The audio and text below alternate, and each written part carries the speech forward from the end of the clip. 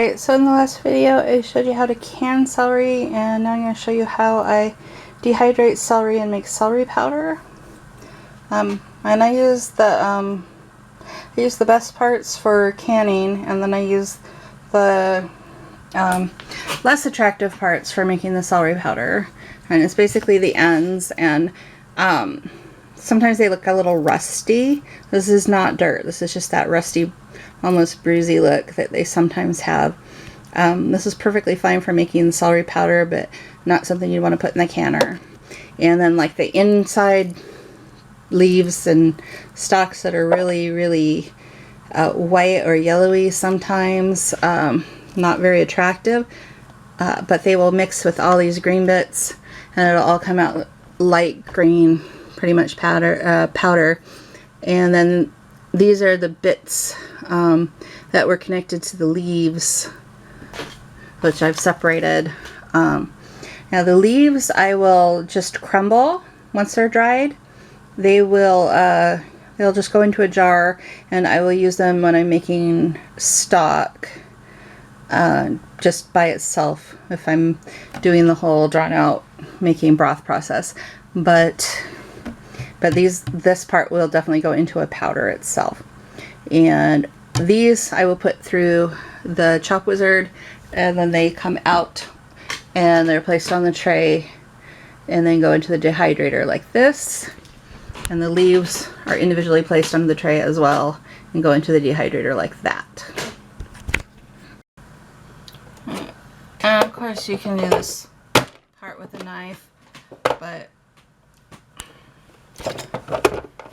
this way is a lot easier for me, especially since I was cutting the celery up all day with a knife earlier, and my hand's a little sore from that. But you can see that it makes these nice even pieces inside.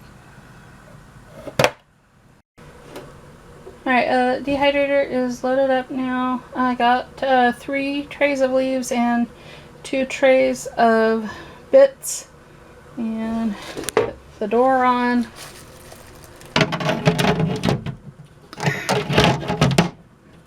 And it's set to 125 degrees, which is the amount for vegetables. And I'm only going to set this for 8 hours because that's how much it takes to dry the leaves. And then after the leaves are done, I'll set it for another 4 hours for the bits, and then we'll see if they're done. It could take longer. Sometimes it does, depending on how juicy the celery is. Alright, I have my dehydrated celery leaf ready. This is 3 trays worth, and I am going to pass this through the spice grinder a little bit, just to make it easier to fit in the jar, and it'll not take up as much space in the jar. But I'm not going to grind this down to a powder. I want it in leaf form.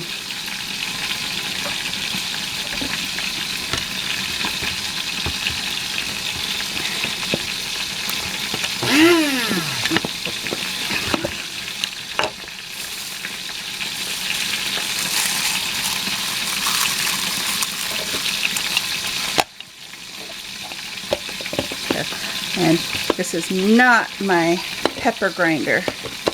This is my regular grinder. And this is not my garlic powder, onion powder grinder either. This is just for the herbs.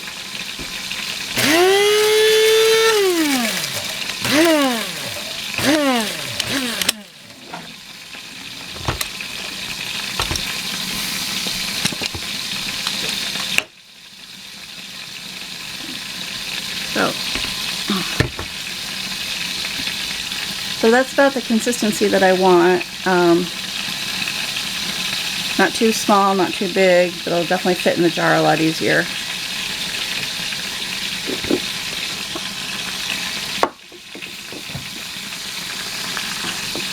And any pieces that don't get small enough, I'll just pull them out and throw them in with the next batch, because I don't want to do it long enough so that the big pieces get small, because if I do, then the small pieces will get powdered.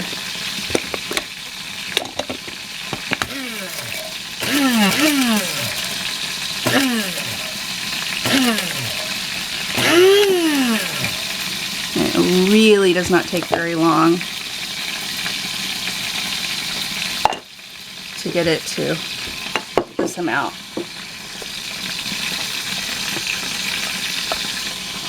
Alright, I'll come back when this is done. Alright, so 3 trays of celery, beef, dehydrated down to half a cup once I gave it a little spin through the spice grinder.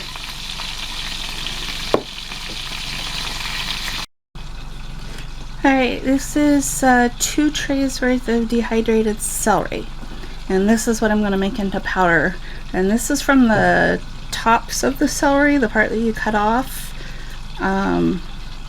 Normally people will throw this part out. If I'm not using this to make stock immediately and I don't need celery powder, a lot of the time I will actually cut this up really small and give it to the rabbits. If you're giving it to rabbits, you do have to cut it up into like maybe 1/4 inch pieces to 1/2 inch pieces, because the strings can get caught in their teeth or caught in their throat and cause them all kinds of problems and choking issues. So while it's safe for them to eat celery, it has to be small pieces. Alright, so okay, this way. Alright, just put, might actually be able to fit all of this in.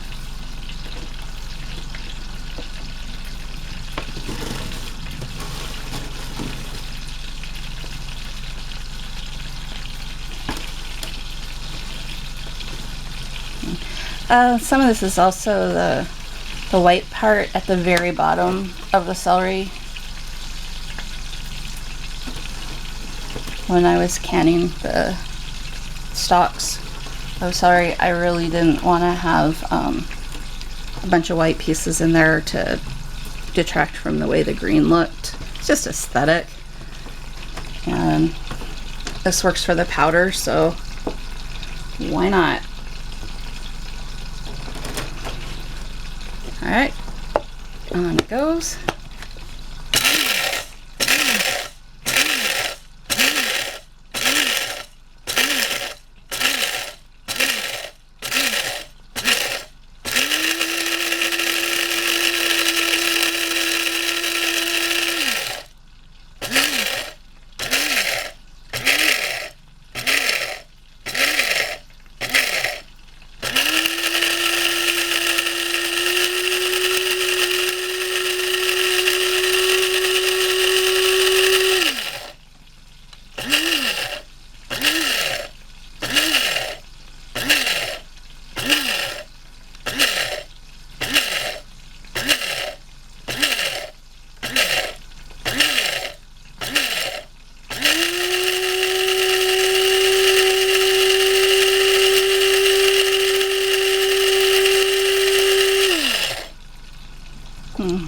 Now if you still have some fairly big chunks in there, you do want to do the pulsing. The pulsing tends to get the big chunks.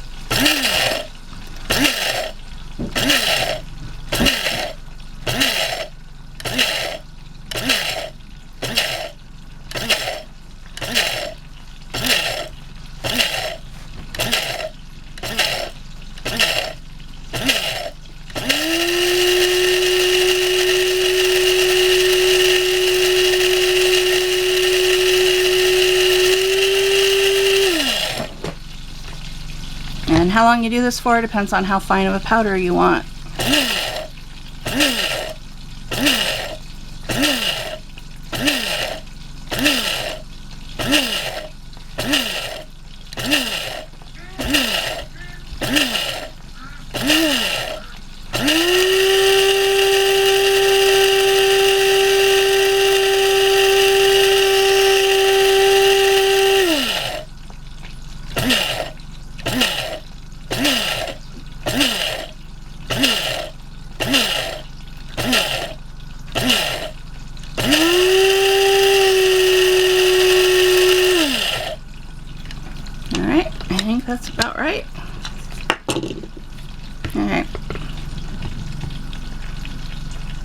Now I could grind this finer than this, but this is fine for what I use it for.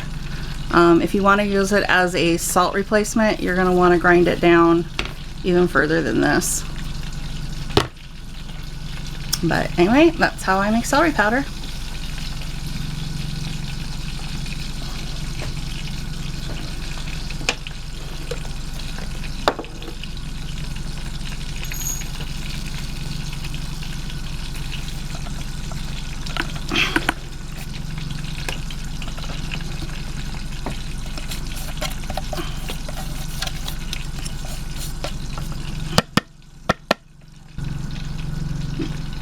And 2 trays made about 1/4 of a cup.